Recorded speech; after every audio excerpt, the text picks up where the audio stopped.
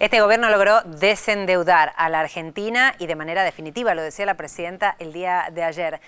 Pero, Raúl de la Torre, hay algunos sectores que pueden decir, bueno, pero todavía tenemos deuda. Pero recuerdo, ya no es con el Fondo Monetario Internacional, el Club de París. ¿Qué diferencia hay entre la deuda que teníamos y la deuda actual? Bueno, recordemos que podríamos decir que para Néstor Kirchner el tema del desendeudamiento era una obsesión, digamos, y una obsesión dicho en el sentido de que ¿por qué? Tenía que sacarse encima el tema de la deuda para poder desarrollar una política social, una política de inclusión, una política de un Estado muy activo que con los condicionamientos del Fondo Monetario eran imposibles.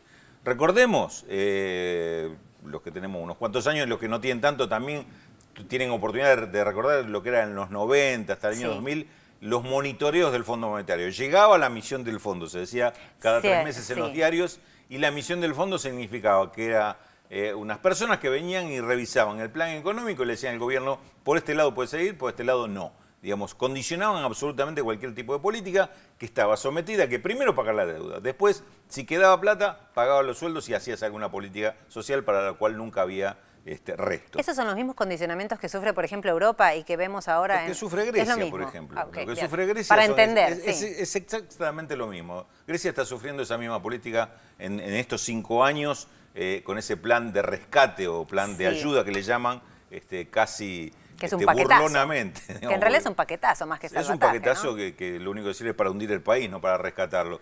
Pero estas políticas, justamente, la decisión de pagarle toda la deuda al Fondo Monetario Internacional y dejarla en cero fue justamente eso, liberar al país para poder hacer políticas sociales.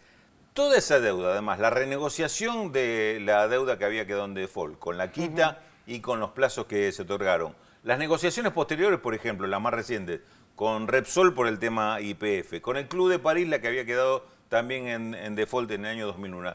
Todas fueron políticas en las cuales se trazó un horizonte de pagos muy extenso, algunos terminan en 2024, otros terminan en 2033, con lo cual libera al país de que los pagos de cada año sean un condicionamiento importante para sus propios recursos. Ayer la presidenta, recordemos, mencionó las cifras de deuda que están previstas año por año en los próximos años. Dijo, salvo 2015, que son alrededor de 10.000 millones de dólares por el vencimiento del BODE en 2015, y 2017, que tiene un vencimiento importante también por el BONAR 10, que vence en 2017, que son 2 años en los cuales se acumulan vencimientos por 10.000 millones de dólares.